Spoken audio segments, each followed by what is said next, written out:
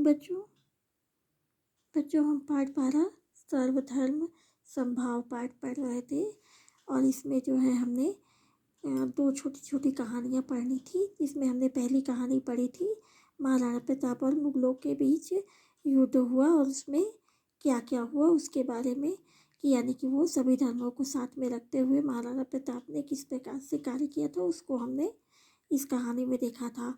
आज जो है हम दूसरी कहानी देखेंगे गुरु गोविंद सिंह की। गुरु गोविंद सिंह जो है किस प्रकार से अपने जीवन काल में क्या किया था और क्या शिक्षा प्रदान की थी, इसको हम पढ़ेंगे। ठीक है, ये दूसरी कहानी है। एक बार गुरु गोविंद सिंह को सूचना मिली कि किसी शत्रु ने उनके राज्य के किसी भाग पर अचानक हमला कर दिया है। उन्होंने अपने सैनिकों से उसका मुकाबला करने को कहा। युद्ध हुआ और उसमें सिखों की जीत हुई। अगले दिन गुरु के कुछ शिष्यों ने एक सिपाही यानी सैनिक को उनके सामने प्रस्तुत किया और कहा, गुरुजी, यह युद्ध के मैदान में सिख भाइयों के साथ साथ दुश्मन के घायल सिपाहियों को भी पानी पिला रहा था। लगता है यह दुश्मन से मिला हुआ है, इसे दंड मिलना चाहिए। तो बच्चों क्या होता है, एक बार जो है गुरु गोविंद सिंह को अचानक जो है सूचना मिलती है। वो अपने स्थान पर बैठे हुए थे, तभी जो है उनको अचानक से सूचना मिलती है कि किसी शत्रु ने उनके राज्य के किसी भाग पर हमला कर दिया है। और अचानक हमला करने के कारण क्या होता है, वहाँ पर हड़बड़ी हो जाती है। तो उन्होंने क्या किया, गुरु गोविंद सिंह जो है वो अपने सैनिकों को मुकाबला करने के लिए कहते हैं और फिर उसके बाद जो है युद्ध होता है और बहुत भयानक युद्ध होता है, जिसमें क्या होता है कि सिखों की जीत हो जाती है। ठीक है, तो इस प्रकार से जब उनकी जीत होती है और जीत होने के बाद दूसरे दिन जो है एक शिष्य जो है क्या करता है कि बाहर कुछ देखते हैं। तो उन्होंने क्या किया कि सब कुछ जो है शिष्य मिल करके एक सिख सैनिक था तो उसको जो है पकड़ करके ले आते हैं और उसको ला करके गुरु गोविंद सिंह के सामने प्रस्तुत करते हैं और वहाँ ला करके कहते हैं, गुरुजी, यह युद्ध के मैदान में सिख भाइयों के साथ साथ दुश्मन के घायल सिपाहियों को भी क्या कर रहा था, पानी पिला रहा था। लगता है यह दुश्मन से मिला हुआ है। तो वो क्या है कि कुछ जो दूसरे हमलावर के जो आदमी थे उनको भी ये क्या करते हैं, सिख भाई जो रहते हैं वो सिपाही लोग जो है सिख भाइयों को भी पानी पिलाते हैं और उन भाइयों को भी पानी पिलाते हैं जो कि दुश्मन थे जिन्होंने हमला किया था। तो यह सब देख करके उन शिष्यों को जो है बड़ा आश्चर्य होता है और वो लोग जो है उनको पकड़ करके ले आते हैं गुरुदेव के सामने और वहाँ ला करके गुरु जी से कहते हैं कि लगता है यह दुश्मन से मिला हुआ है, तो इसे जो है दंड मिलना चाहिए, कुछ न कुछ दंड इसे दिया जाना चाहिए। गुरु गोविंद सिंह ने उस युवक से पूछा, क्या यह सच है, तुम युद्ध भूमि में शत्रु सेना के घायल सिपाहियों को पानी पिला रहे थे? तब वो बोलता है, हाँ महाराज, यह बिल्कुल सच है। पर क्या शत्रु के सैनिकों को पानी पिलाना उचित है? श्रीमान, आप ही ने एक बार बताया था कि सभी मनुष्यों में एक ही आत्मा है। इसी बात को ध्यान में रखकर मैंने उन्हें पानी पिलाया। यदि मुझसे कोई अपराध हो गया है तो आप मुझे दंड दे सकते हैं महाराज। अब क्या होता है कि जब उस आदमी को गुरु महाराज के सामने प्रस्तुत किया जाता है तो गुरु गोविंद सिंह जो है वो उस युवक से जो है उस आदमी से पूछते हैं कि क्या यह सच है कि तुमने युद्ध भूमि में हमारे जो शत्रु थे उनकी सेनाओं को में जो घायल सिपाही हैं उनको आपने पानी पिलाया है? तब वो आदमी जो है बोलता है, हाँ महाराज, यह सच है, मैंने उन्हें पानी पिलाया है। पर क्या, गुरु गोविंद सिंह बोलते हैं, पर क्या यह उचित है कि तुमने शत्रु के सैनिकों को पानी पिलाया है। तब वह युवक जो है बोलता है, श्रीमान, ये तो आप ही ने बताया है कि एक बार जो है आपने मुझसे कहा था, मुझे बताया था कि सभी मनुष्यों में एक ही आत्मा होती है, और इसी बात को ध्यान में रख करके मैंने उन्हें पानी पिला दिया। तो क्या मैंने कुछ अपराध कर दिया? यदि मैंने कुछ अपराध किया है तो आप मुझे दंड दे सकते हैं, दंडित कर सकते हैं। आप जो भी दंड आप देंगे मैं उसे स्वीकार कर लूँगा। गुरु गोविंद सिंह उस युवक के उत्तर से बेहद खुश हुए। मुझे खुशी है कि मेरे सारे शिष्यों में से धर्म का वास्तविक अर्थ केवल तुम ही ने समझा है। तुमने दुश्मन के घायल सैनिकों को पानी पिलाकर कोई अपराध नहीं किया। तुमने गुरु नानक की वाणी को सही तरह से समझा ही नहीं, अपने आचरण में भी उतारा है। तब क्या होता है कि गुरु गोविंद सिंह जो है उसकी बातें सुन करके बहुत खुश होते हैं, उन्हें खुशी मिलती है और वो कहते हैं कि मुझे बहुत खुशी है, मुझे अच्छा महसूस हो रहा है, अच्छा लग रहा है कि मेरे सारे शिष्यों में से धर्म का वास्तविक अर्थ जो है केवल तुम ही समझे हो, तुमने ही समझ के उसका पालन किया है। तुमने दुश्मन के घायल सैनिकों को पानी पिला करके कोई अपराध नहीं किया है। तुमने जो है गुरु नानक जी की वाणी यानी कि उनकी बोले हुए जो वचन थे, उनकी जो वाणी थी, उसको सही साबित करके क्या किया है, उसे जो है अपने जीवन में भी उतारा है। ये नहीं कि केवल उसे आप जो है समझ ही पाए हैं, बल्कि उसको जो है अपने जीवन में उतारने का भी प्रयास किए हैं। जैसे कि उदाहरण के लिए हम लोग बोलते हैं ना, कोई बात होती है तो कि आप जो है कोई भी कार्य कर रहे हो तो केवल उसको करो मत, क्या करो, उसको जो है अपने जीवन में भी उतारो। ऐसा करो कि तुम्हारा जीवन भी सुरक्षित हो जाए, अच्छा हो जाए, और जीवन जो भी देखे उसको भी कुछ प्रेरणा मिल सके। तो उसी प्रकार से गुरु गोविंद सिंह ने उसको भी कहा कि मुझे बहुत खुशी है कि तुमने केवल इन सब चीज़ों को समझा ही नहीं है, बल्कि उसको अपने जीवन में उतारने का प्रयास भी किया है। एक सैनिक ने शंका प्रकट की, यदि युद्ध में घायल पड़े शत्रु सैनिक को पानी पिलाना धर्म का काम है, तो फिर उसी सैनिक को युद्ध में मार गिराना तो अधर्म होना चाहिए। अब क्या होता है, जब इन सब बातों को सुनते हैं तो उन्हीं में से एक सैनिक जो है उसको शंका होता है, उसको शक होता है, और वो बोलता है यदि युद्ध में घायल व्यक्ति जो होते हैं उनको क्या करना है, पानी पिलाना अगर धर्म का काम होता है, तो फिर उसी सैनिक को युद्ध में मार गिराना क्या यह गलत नहीं है? क्या यह अधर्म नहीं है? तो युद्ध में शत्रु सैनिक का सामना करना राष्ट्र धर्म है, जबकि घायल सैनिक को पानी पिलाना मानव धर्म है। किसी घायल, असहाय या दुर्बल व्यक्ति से केवल इसलिए घृणा करना कि वह दूसरे धर्म का अनुयायी है उचित नहीं है, गुरु गोविंद सिंह ने उत्तर दिया। तो अब क्या होता है, गुरु गोविंद सिंह जो है बताते हैं उसको कि युद्ध में जो शत्रु सैनिक होते हैं उनका सामना करना राष्ट्र धर्म होता है, यानी कि हम राष्ट्र के लिए क्या करते हैं, काम करते हैं, राष्ट्र को बचाने का प्रयास करते हैं। तो इसलिए वो क्या होता है, शत्रुओं की जो लड़ाई होती है सैनिकों के साथ में, वो राष्ट्र धर्म का कार्य होता है। और उसी प्रकार से उस युद्ध में जो सैनिक घायल हो जाते हैं या जो भी व्यक्ति उस युद्ध में भाग लेता है वो घायल हो जाता है, तो उसको पानी पिलाने का काम जो है वो क्या होता है, मानव धर्म के अंदर आता है।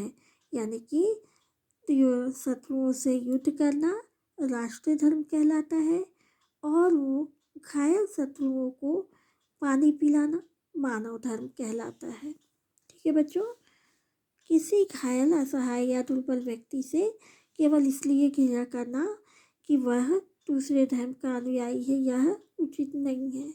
क्योंकि कहते हैं ना, धर्म अधर्म ये सब बातें जो है धर्म को लेकर के किसी भी प्रकार का कोई अनुचित कार्य जो है नहीं करना चाहिए, गलत कार्य नहीं करना चाहिए। लोग क्या करते हैं, धर्म के नाम पर गलत गलत काम करते हैं, लोगों को भड़काने का प्रयास करते हैं। तो ये सब कार्य नहीं करना चाहिए। धर्म को लेकर के कभी लड़ाई झगड़ा नहीं करना चाहिए, सबको मिलजुल करके रहना चाहिए। ये मन में कभी नहीं होता है कि होना चाहिए कि ये जो है दूसरे धर्म का व्यक्ति है तो इसको हम ऐसे करेंगे, वैसे जो उसको जो है परेशान करेंगे, कुछ ऐसा गलत कार्य करेंगे जिससे वो परेशान हो जाए, वहाँ से चला जाए, हट जाए। इस प्रकार के जो कार्य होते हैं बच्चों, नहीं करना चाहिए किसी को भी। धर्म के नाम पर क्या करते हैं लोग, अधर्म का काम करते हैं और ये बहुत गलत है।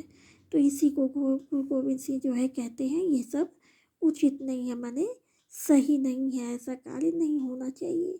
हमारा देश भारत ऐसा देश है जहाँ अनेक धर्मों के लोग रहते हैं। भारत के संविधान के अनुसार सभी को धार्मिक स्वतंत्रता प्राप्त है। इसलिए देश की एकता और अखंडता के लिए यह अत्यंत आवश्यक है कि प्रत्येक भारतीय अपने अपने धर्म का पालन करता हुआ किसी भी अन्य धर्म को के प्रति घृणा व द्वेष का भाव न रखे। ईश्वर अल्लाह गुण आदि उसी ईश्वर के अनेक नाम हैं। गांधी जी अपने भजन में ठीक ही गाया करते थे, ईश्वर अल्लाह तेरे नाम सबको सन्मति दे भगवान।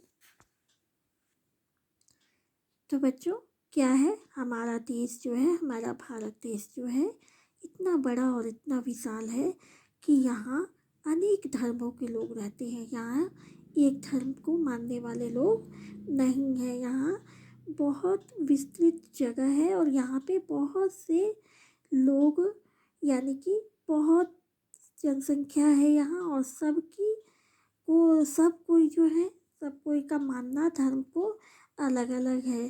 तो इसलिए कहा जा सकता है कि यहाँ पर जो है अनेक धर्मों के लोग जो है रहते हैं।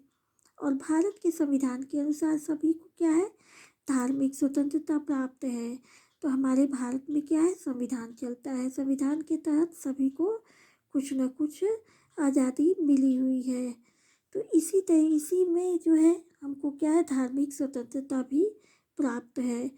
धर्म के हम कार्य कर सकते हैं, लेकिन धर्म के नाम पे हम किसी को परेशान नहीं कर सकते हैं। इसीलिए देश की एकता और अखंडता के लिए क्या करना चाहिए, यह अत्यंत आवश्यक होता है कि प्रत्येक भारतीय अपने अपने धर्म का पालन करता हुआ क्या करे, किसी अन्य धर्म के प्रति घृणा या द्वेष का भाव ना रखे।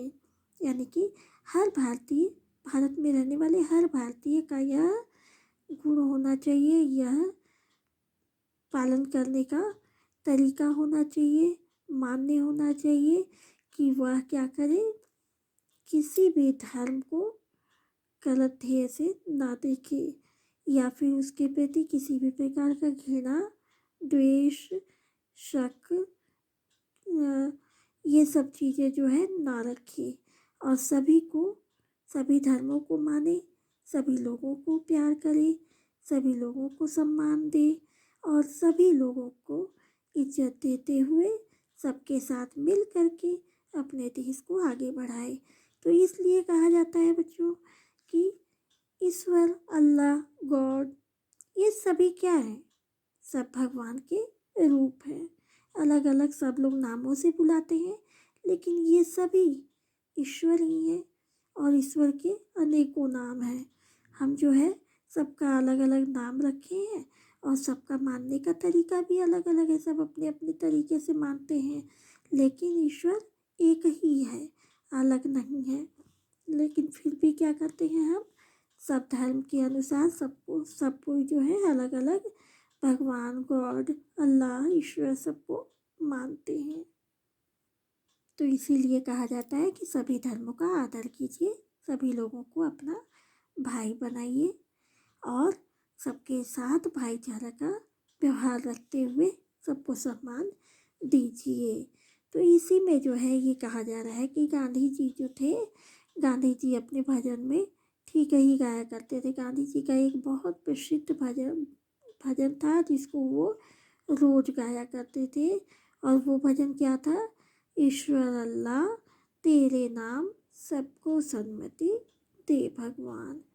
ठीक है, तो ईश्वर अल्लाह जो है सब एक ही नाम है, सब जो है समान नाम है, सब जो है भगवान के ही नाम है, ईश्वर के ही नाम है, और सब तुम्हारे ही नाम है, और सबको सन्मति दे भगवान। सबको सुबुद्धि दो, सबको बुद्धि दो, सबको सतमार्ग पे चलने का रास्ता बताओ, यानी कि सबको अच्छे मार्ग पे चलने का रास्ता बताओ।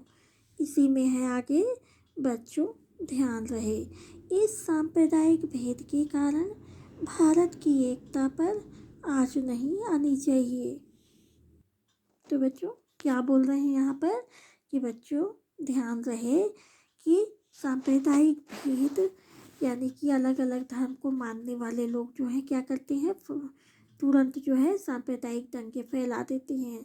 तो इसी चीज़ को बोला जा रहा है कि सांप्रदायिक भेद के कारण भारत की एकता पर किसी भी प्रकार का आँच नहीं आना चाहिए, किसी भी प्रकार से उसको नीचे नहीं गिराना चाहिए, हमेशा अपने देश को ऊपर उठाने का प्रयास करना चाहिए। तो इसलिए क्या करें कि कभी भी सांप्रदायिक क्षेत्र के कारण भारत की एकता पर आँच ना आने दें, ऐसा सभी लोगों को प्रण करना चाहिए। है सांप्रदायिक भेद से कभी एक के मिट सकता हो, बनती नहीं क्या एक माला विविध सुमनों की कहो। तो बच्चों ये था आपका गुरु गोविंद सिंह की छोटी सी कहानी। तो इन दोनों कहानियों में अभी जो हमने पढ़ा और पिछले सप्ताह हमने महाराणा प्रताप और मुगलों के युद्ध की कहानी हमने पढ़ी।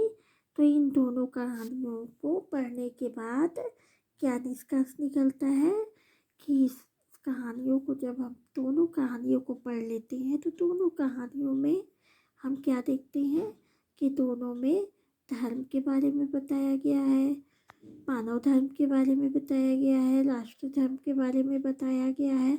बहुत सारी चीज़ें जो हैं मिलती जुलती हैं, यानी कि ये कहानियों में हमने क्या देखा, राष्ट्र धर्म और मानव धर्म के बारे में जाना कि राष्ट्र धर्म क्या है और मानव धर्म क्या है। तो मानव धर्म दोनों का पालन करना चाहिए, यानी कि मानव धर्म और राष्ट्र धर्म दोनों का पालन सभी को करना चाहिए।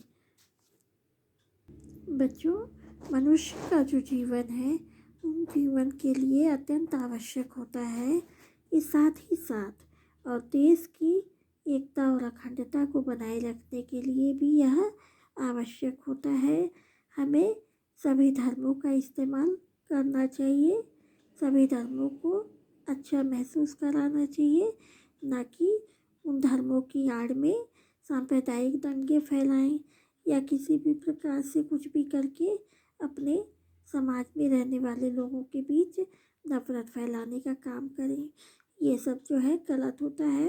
तो इस कहानी से हमको यही शिक्षा मिलती है कि सबसे पहले क्या है, राष्ट्र धर्म और फिर मानव धर्म, इन दोनों का पालन करना बहुत ज़रूरी होता है।